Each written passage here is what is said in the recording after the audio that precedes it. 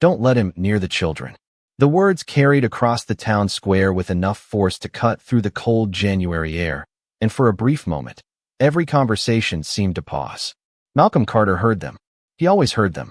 He simply chose not to react. The tall black man standing beside a weathered pickup truck lowered a bag of road salt onto the sidewalk and continued working as if nothing had happened. Frost clung to the edges of his dark jacket. His breath drifted into the morning like pale smoke. A little boy who had been reaching toward a dropped mitten suddenly stopped when his mother gently guided him away. Malcolm noticed that too. He noticed everything. He just never said anything. The Winter Founders Festival was only 2 days away, and the small town of Ashford, Vermont, was busy preparing for its biggest event of the year. Storefronts displayed wreaths and strings of warm white lights. Volunteers carried wooden decorations across Main Street. Church bells echoed softly from 3 blocks away. Yet wherever Malcolm walked, a subtle distance followed him. People nodded politely if they had to. Most avoided eye contact entirely. To outsiders, it might have looked like ordinary small-town reserve. To Malcolm, it felt familiar. He had lived with it for years. Across the street, Claire Bennett stepped out of the Ashford Gazette office carrying a notebook and a paper cup of coffee. At 29, Claire had built a reputation for asking questions other reporters ignored. She paused when she noticed the exchange between the mother and Malcolm. The discomfort on the woman's face lingered even after she disappeared into a bakery. Claire followed Malcolm with her eyes. He wasn't angry. He wasn't bitter. If anything, he looked tired. The kind of tiredness that settled deep beneath a person's skin after carrying something heavy for too long. Malcolm loaded another bag of salt into the back of his truck before spotting an elderly man struggling with a folding table outside the community center. Without hesitation, he crossed the street. "Need a hand, Mr. Jenkins?" he asked.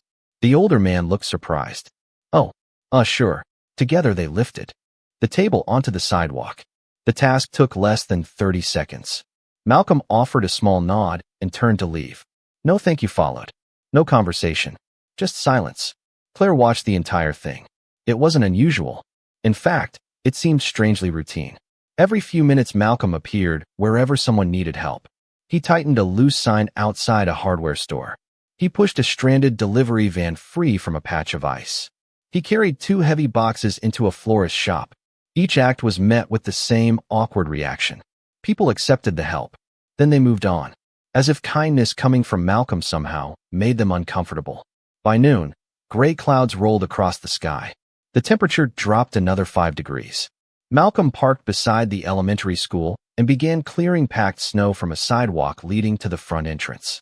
The scrape of his shovel echoed steadily against the frozen pavement. Children laughed behind classroom windows. Teachers carried supplies through the doors. No one approached him. Claire stood beneath a nearby maple tree, scribbling notes she wasn't entirely sure she would use. There was a story here. She could feel it. Not because of what people said about Malcolm. Because of what they didn't say. Rumors had a way of growing in towns like Ashford. They drifted through coffee shops and church halls and grocery store aisles until they became accepted truth. Claire had heard them all. Dangerous. Trouble. Former criminal. Someone you kept your distance from. Yet none of those stories matched the man she had spent the morning watching. Malcolm drove his shovel into the snow one final time and paused. Across the playground fence, a little girl had dropped her scarf. Before she even noticed, Malcolm picked it up and carefully hung it over the railing where she could find it later. Then he climbed into his truck and pulled away. The tires crunched softly over the icy road as he disappeared beyond the corner. Claire remained standing there, staring after him. Around her, the town continued preparing for its celebration. Music drifted from a nearby speaker. Volunteers laughed as they worked. But one thought refused to leave her mind. What if everyone in Ashford had been wrong about Malcolm Carter all along? The next morning arrived wrapped in a blanket of silver clouds and quiet wind. Long before sunrise touched the rooftops of Ashford, a single light glowed inside a modest white house at the edge of town. Malcolm Carter stood in his kitchen pouring coffee into a faded blue mug. The clock above the refrigerator read 5:12 a.m. The house was small, clean, and almost completely silent except for the low hum of the heater. A framed photograph sat on the counter beside a bowl of oranges. Malcolm glanced at it as he buttoned his work jacket. His expression softened for a moment before he picked up his keys and stepped outside. The cold greeted him immediately. Snow crunched beneath his boots as he crossed the driveway toward his old pickup truck. The engine took 2 tries before starting. A puff of white exhaust drifted into the darkness. Within minutes, he was driving through streets that were still asleep. Most of Ashford would not wake for another hour, but Malcolm's day had already begun. His first stop was a small house on Willow Street. An elderly widow named Mrs. Parker lived there alone. Overnight snow had piled nearly 8 inches against her front steps. Without knocking or expecting thanks, Malcolm unloaded a shovel and began clearing a path. The steady scrape echoed softly through the morning air. 20 minutes later, the walkway was clean. A small bag of groceries sat beside the door. He had purchased them himself the night before. Milk, bread, soup, things he knew she needed. Malcolm returned to his truck before the porch light even switched on. By 7 o'clock, he was helping the owner of a diner move folding tables for the Winter Founders Festival. By 8, he was repairing a loose handrail outside the library. At 9, he was replacing a damaged mailbox for a retired teacher who lived near the river. No one had hired him to do these things. Most people never even asked. Somehow Malcolm simply noticed what needed to be done. Across town, Claire Bennett sat at a corner booth inside Miller's Cafe, reviewing notes from the previous day. The scent of coffee and cinnamon filled the room. Through the window, she watched Malcolm park outside the hardware store. A young employee stepped outside carrying a heavy crate. Before the teenager could struggle with it, Malcolm was already crossing the sidewalk to help. The exchange lasted less than 30 seconds. The employee thanked him quietly and disappeared back inside. Malcolm returned to his truck and drove away. Claire lowered her pen. Something about the pattern bothered her. Every story she had ever heard about Malcolm painted him as a man people should avoid.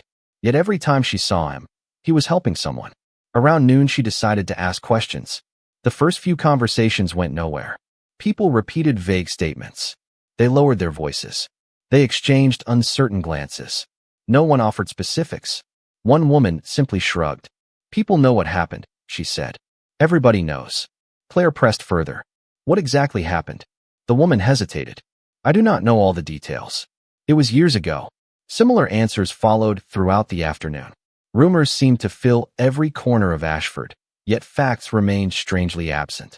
As daylight faded, Claire drove toward the edge of town.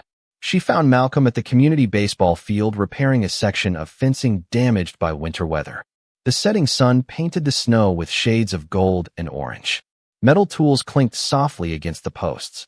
For several moments, she simply watched him work. His movements were steady, careful, patient.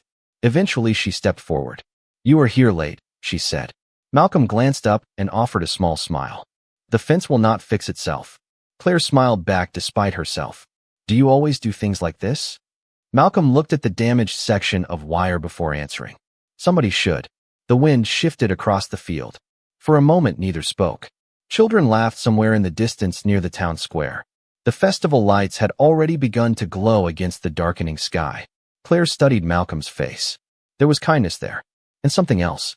A quiet sadness that seemed older than the town itself. Before she could ask another question, Malcolm gathered his tools and secured them in the back of the truck. "Have a good evening, Miss Bennett," he said. Then he climbed behind the wheel and drove away. Claire remained beside the fence long after the taillights disappeared. The more she observed Malcolm Carter, the less he resembled the man Ashford believed him to be. And for the first time, she began to wonder whether the town's favorite story might also be its biggest mistake. The following morning, Ashford woke beneath a sky the color of brushed steel. The Winter Founders Festival was less than 24 hours away, and nearly every storefront along Main Street buzzed with preparation. Claire Bennett sat alone at a corner table inside the town archives room above the library, surrounded by aging newspapers, property records, and stacks of local history.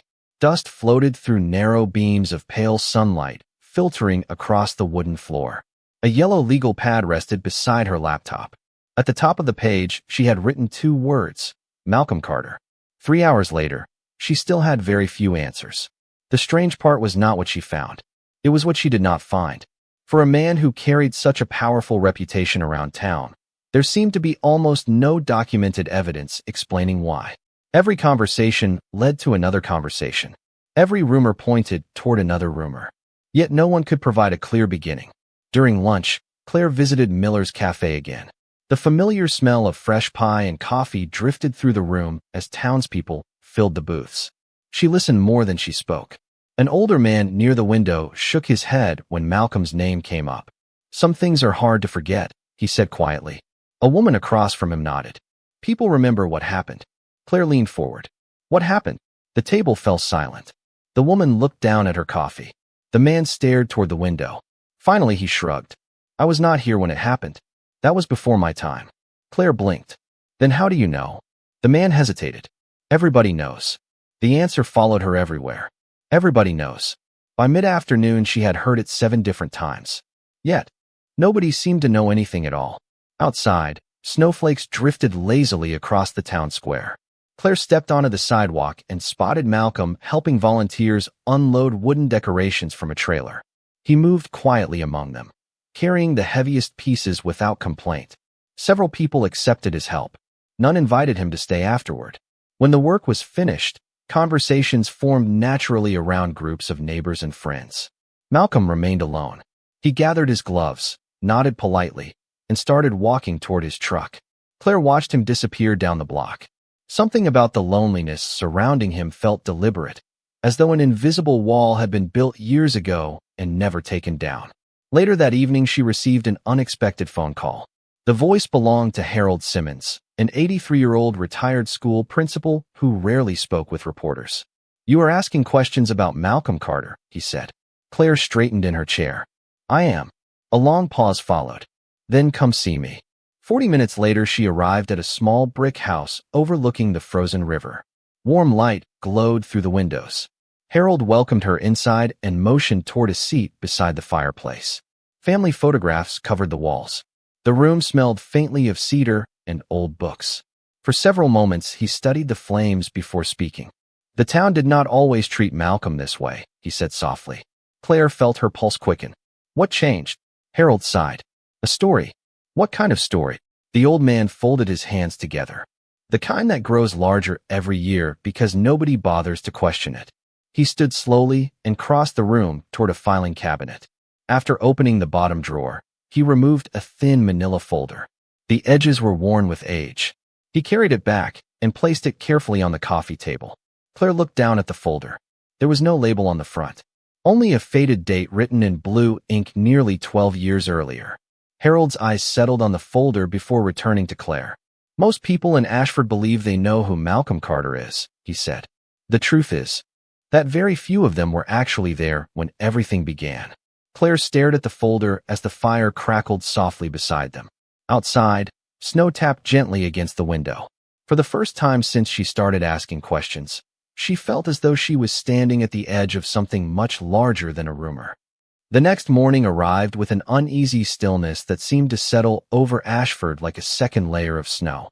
Festival banners fluttered above Main Street, but the usual excitement felt muted. Claire Bennett barely slept after leaving Harold Simmons's house. The manila folder sat on her kitchen table unopened.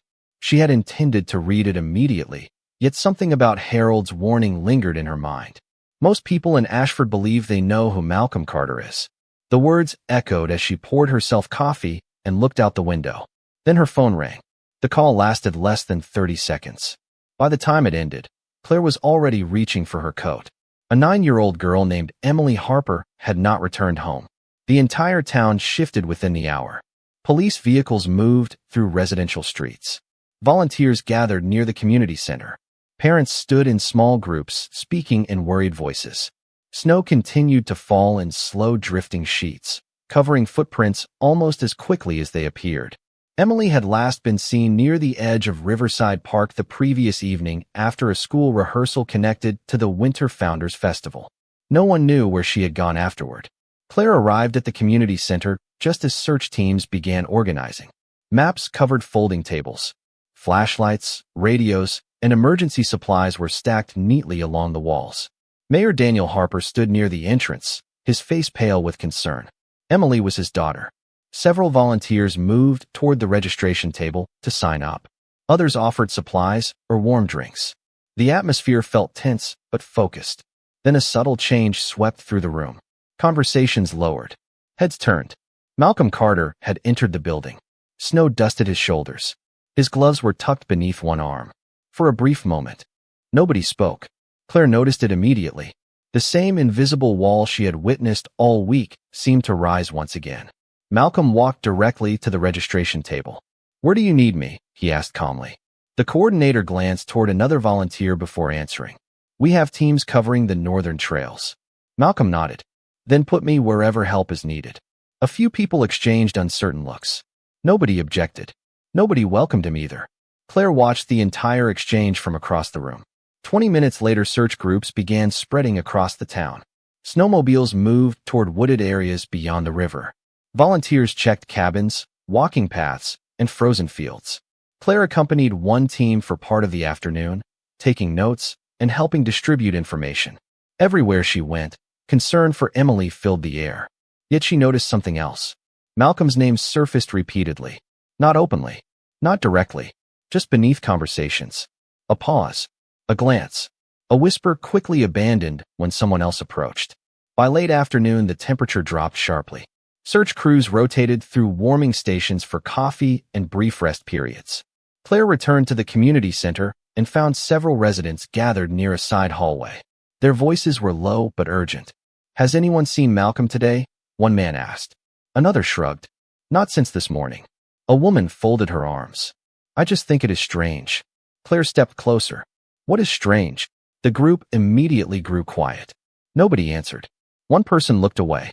Another suddenly became interested in a bulletin board across the hall. The silence itself told Claire everything. Fear was beginning to mix with uncertainty. Outside, daylight faded into a gray winter evening. Snow continued falling. Searchlights flickered across distant fields. Then the main doors opened.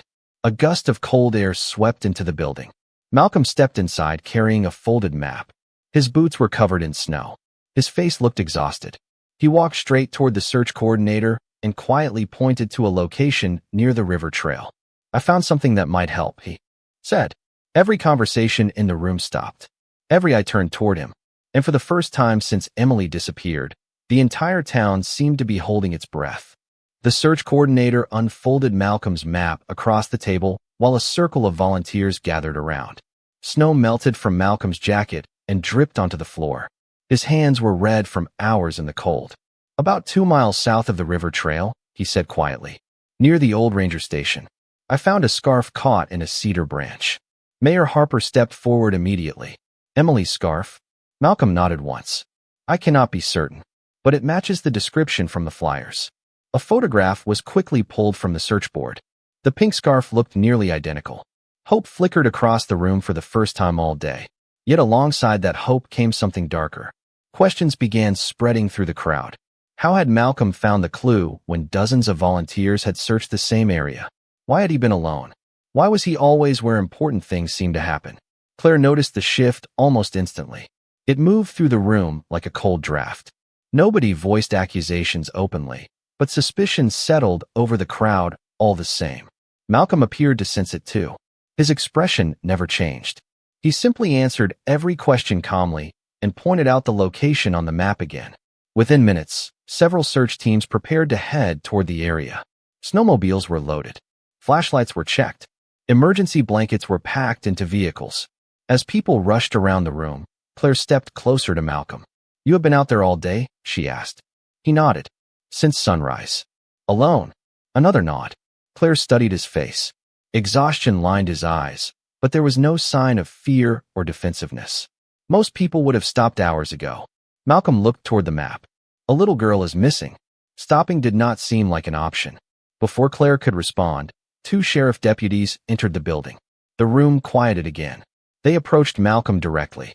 One deputy spoke in a professional tone. "Mr. Carter, we would like to ask a few questions." Several people immediately looked away. Others watched openly. Malcolm glanced at the deputy and nodded. "Of course." The conversation lasted only a few minutes near the side hallway. Claire could not hear every word, but she understood enough. Standard questions. Where had he searched? What had he seen? When had he found the scarf? Yet the image stayed with her. Out of dozens of volunteers, Malcolm was the only person being questioned separately. The deputies eventually thanked him and returned to their duties. Malcolm walked outside without complaint. Through the front window, Claire watched him sit alone inside his truck. Snowflakes drifted through the glow of the parking lot lights. He rested his hands on the steering wheel and stared into the darkness beyond the windshield. No anger, no frustration, just silence. Meanwhile, search teams reached the area marked on Malcolm's map. Radio traffic increased throughout the evening. Volunteers followed fresh leads. Footprints partially preserved beneath overhanging trees suggested someone had passed through the area recently. Hope continued to grow, but so did the whispers. Inside coffee shops and living rooms across Ashford, conversations repeated themselves. Some residents praised Malcolm for helping. Others questioned his involvement. Rumors that had slept quietly for years suddenly awakened again. Claire heard them everywhere. By 10 o'clock that night, she returned home and finally opened the manila folder Harold Simmons had given her. Old newspaper clippings slid onto the table. A faded photograph followed. Claire froze. The younger Malcolm Carter staring back from the image looked nothing like the man described by the town's rumors. Beside the photograph sat an article with a headline she had never seen before. Her eyes moved slowly across the first paragraph. Then she read it again. Outside her apartment window, snow continued falling over Ashford. Inside, Claire felt the first real crack appear in the story the town had believed for more than a decade.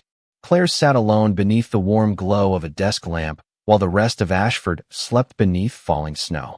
The old newspaper clipping rested in her hands.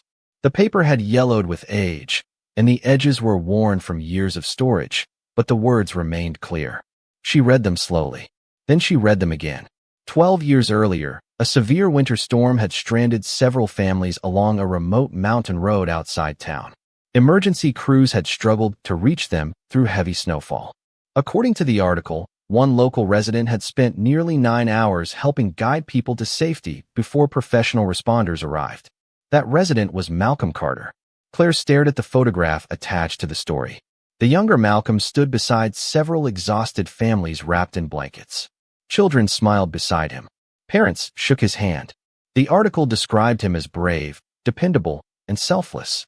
Claire looked toward another clipping buried deeper inside the folder. It carried a different date. 2 years later. The tone had changed completely.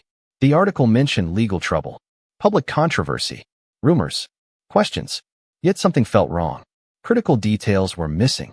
Important facts seemed absent. It was as though half the story had simply vanished. She leaned back in her chair and rubbed her eyes. Outside, wind brushed softly against the apartment windows. Snow continued falling under the glow of streetlights. Her attention returned to the folder. Beneath the newspaper clippings sat several handwritten notes. One page contained names. Another listed dates. Then she found a letter. Harold Simmons had folded it carefully years ago. Claire unfolded it and began reading. The letter came from a former town council member who had moved away nearly a decade earlier. Several passages caught her attention immediately. The writer described Malcolm as someone who often accepted blame without defending himself. Someone who rarely corrected false assumptions. Someone who seemed more interested in protecting others than protecting his own reputation. Claire lowered the paper slowly. A strange sadness settled over her. Throughout the week, she had watched Malcolm help strangers, repair fences, clear sidewalks, and support search efforts without expecting recognition. Now she wondered how many years he had spent doing the same thing while carrying a burden nobody bothered to question. Across town, Malcolm sat inside his truck near the river trail.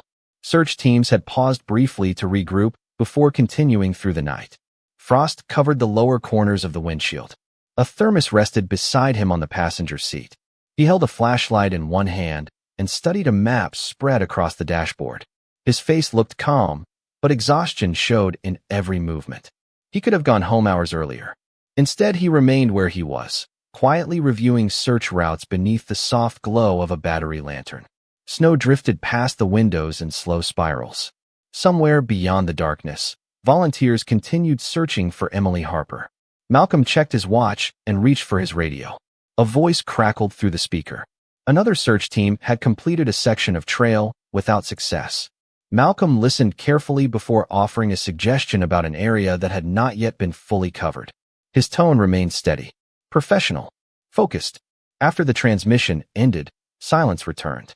He leaned back against the seat and closed his eyes for a brief moment. No frustration, No complaint. Only quiet determination. Meanwhile, Claire gathered the folder and drove through the snow toward Harold Simmons's house. She needed answers. More importantly, she needed context. When Harold opened the door, he seemed unsurprised to see her, almost as though he had expected this visit. "You found it, did you not?" he asked softly. Claire nodded. "The story does not make sense." Harold stepped aside and motioned for her to enter. The fire inside his living room cast warm shadows across the walls. "That is because you only have part of it," he said. Claire looked at him carefully. "Then tell me the rest." The old man stared into the flames for several seconds before speaking. Outside, the snow continued falling across Ashford. Inside, a truth buried for more than a decade was finally beginning to surface. Harold Simmons sat quietly beside the fireplace while orange light flickered across the room. The old man's hands rested on the arms of his chair. For several moments he said nothing. The silence felt heavy, as though he was deciding whether a promise made years ago could finally be broken. Claire waited patiently. Outside, the storm continued covering Ashford beneath fresh layers of snow. Finally, Harold exhaled slowly. "The version people remember is not the truth," he said. "It is only the part that survived." Claire leaned forward. Harold's eyes settled on the flames. 12 years ago, Malcolm was one of the most respected young men in town. People trusted him. Children looked up to him. He coached youth baseball, helped elderly neighbors, volunteered everywhere. Claire nodded. That matched the newspaper articles she had found. Harold continued. Then his younger brother got into serious trouble. The old man's voice softened. Very serious trouble. Claire remained silent. Malcolm spent months trying to help him, trying to keep him on the right path, trying to protect his family from falling apart. Harold stared toward a photograph hanging above the fireplace. One night, everything changed. The room fell quiet again. "What happened?" Claire asked. Harold looked at her carefully. His brother made choices that could have destroyed several lives. Malcolm knew exactly what would happen if the truth came out. His mother was already sick. His father had passed away years earlier. The family was barely holding together. Claire felt her chest tighten. What did Malcolm do? Harold closed his eyes briefly. He took responsibility. The words seemed almost impossible. Claire stared at him. Why would he do that? Because he believed protecting his family mattered more than protecting himself. The fire crackled softly. Harold reached toward a small wooden box beside his chair and removed another document. This one contained official records. Claire read them carefully. Every date aligned. Every detail matched. Malcolm had accepted consequences that were never truly his. He had sacrificed years of his own life to shield his younger brother and keep his family together. The room suddenly felt smaller. Claire thought about the lonely man clearing sidewalks before sunrise. The man fixing fences, carrying groceries, searching through snow for a missing child while people whispered behind his back. Not once had he tried to explain himself. Not once had he demanded sympathy. Harold seemed to read her thoughts. "Do you know the hardest part?" he asked. Claire looked up. "What?" The old man's expression grew sad. His brother eventually moved away, started over, built a new life. Malcolm never blamed him. Claire lowered her eyes. Outside, wind brushed against the windows. "And the town?" she asked quietly. Harold gave a bitter smile. The town remembered only the accusation. People forgot the sacrifice. At that exact moment, a sharp knock echoed against the front door. Both of them turned. Harold slowly stood and opened it. A sheriff's deputy stepped inside, snow clinging to his coat. His face looked pale. "We may have a lead," he said. Search teams found fresh tracks near the old ranger station. Claire immediately rose from her chair. The deputy continued. "A volunteer reported seeing movement near the frozen creek about 30 minutes ago." Harold glanced toward Claire. "Go." Within minutes, she was back in her car driving through the storm. Snowflakes swirled through the headlights. Her mind raced with everything she had learned. For years, Ashford had judged Malcolm Carter without understanding the truth. Yet while the town clung to old rumors, Malcolm had spent the entire night searching for a little girl who was still missing. As Claire approached the ranger station area, emergency lights reflected across the snow-covered trees. Volunteers moved between vehicles carrying flashlights and equipment. Then she spotted Malcolm standing near the edge of the search zone, speaking with rescue personnel.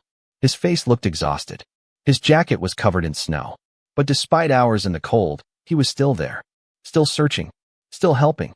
And for the first time, Claire finally understood what the town had never bothered to see. Emergency lights painted the snow-covered trees in shades of red and gold as search teams moved carefully through the darkness.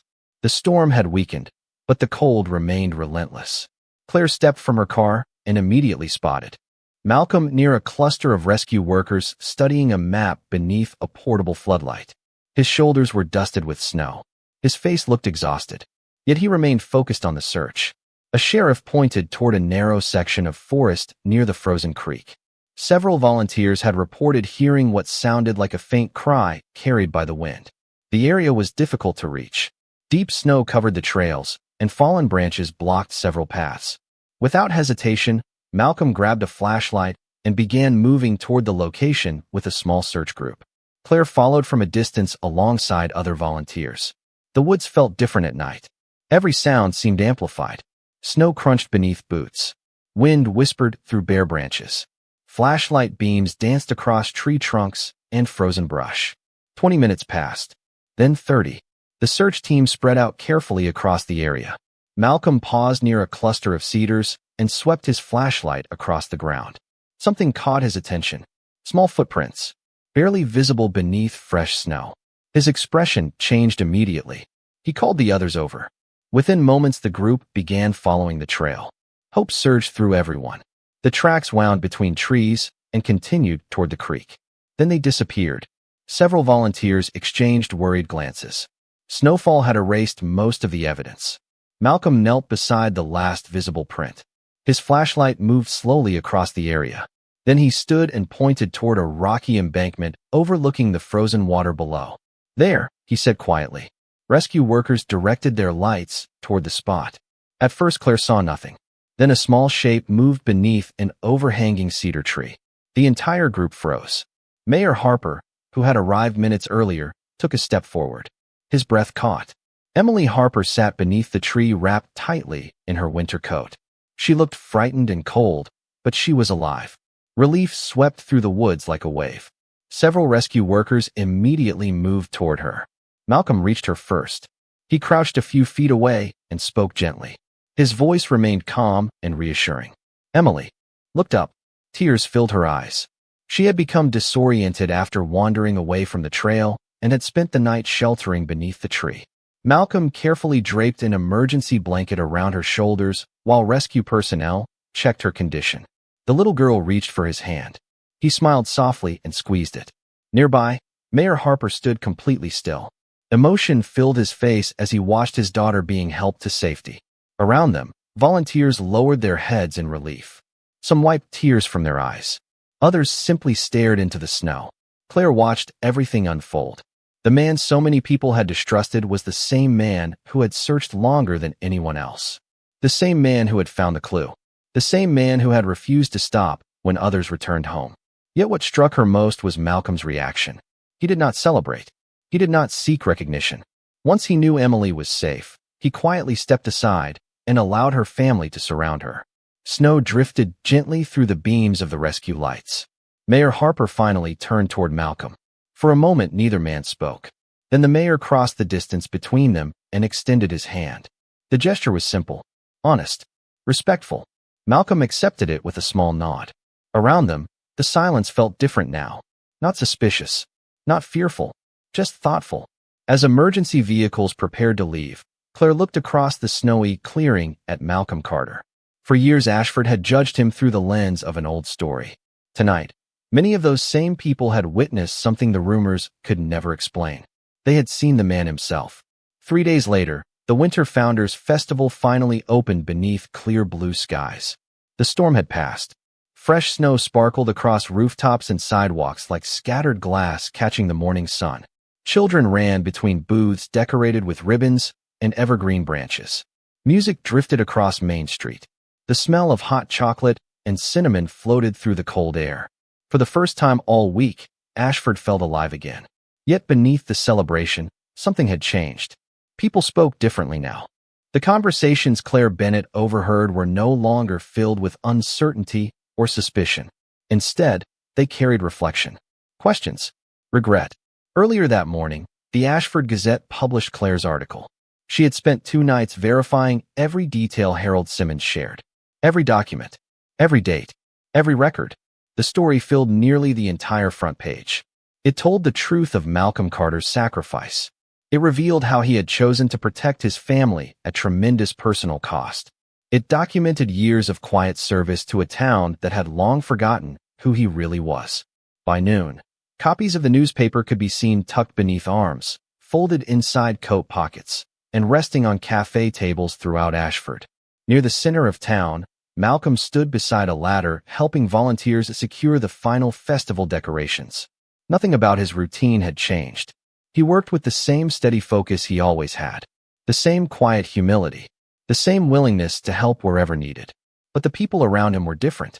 An elderly woman approached, carrying a paper cup. "I thought you might need something warm," she said softly. Malcolm looked surprised. "Thank you." She smiled before walking away. A few minutes later, the teenager from the hardware store stopped to shake his hand. Then came a retired teacher. Then a local business owner. None of them offered grand speeches. None tried to erase years of misunderstanding with dramatic apologies.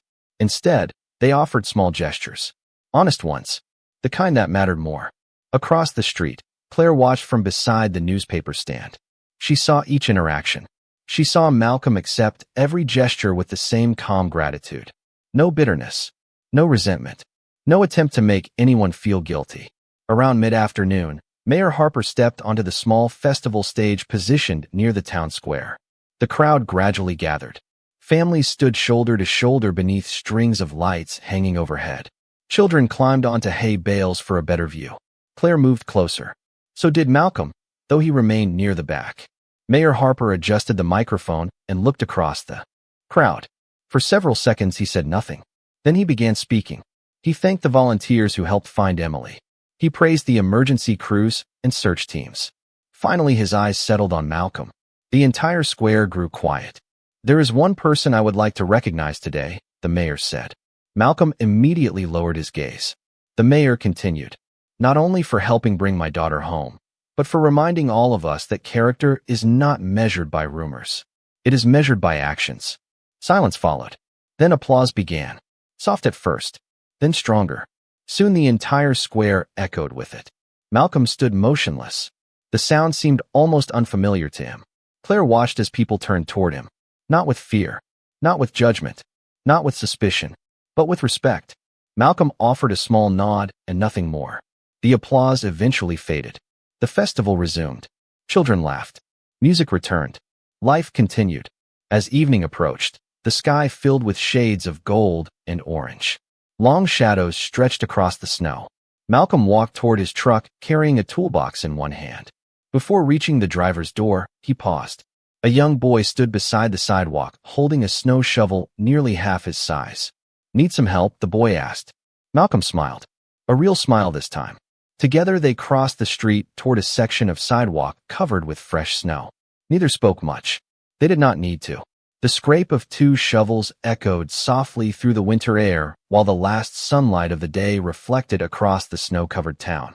And for the first time in many years, Malcolm Carter no longer looked like a man standing alone.